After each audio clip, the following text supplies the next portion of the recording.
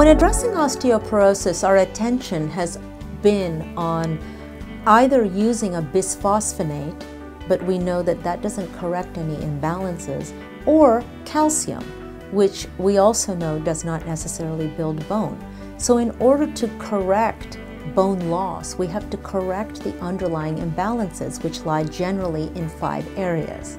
One of those areas is hormones. There are specific hormones that are responsible for building bone, such as progesterone and testosterone.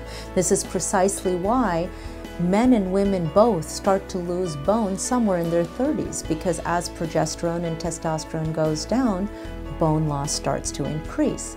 Other hormones that are critical include DHEA, which is a bone builder.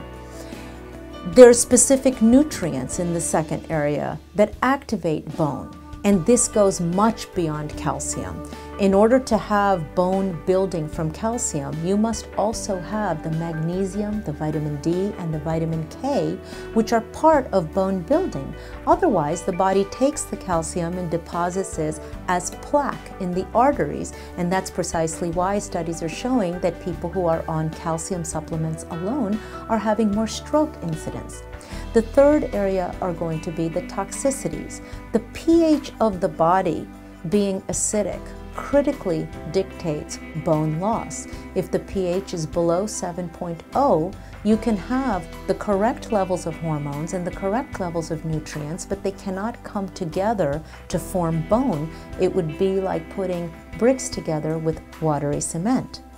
Another toxicity that affects bone is heavy metals. If you have mercury or lead in your body will be displaced of magnesium and calcium, which are critical to bone. The fourth area is going to be the state of your mind.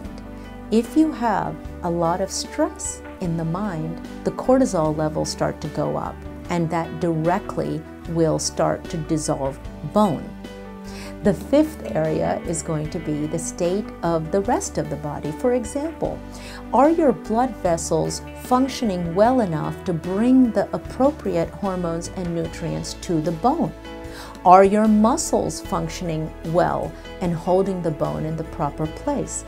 So in order to address osteoporosis, we have to go quite a bit beyond our traditional approaches and look for the underlying causes that cause bone loss and optimize them in those 5 areas that we just talked about.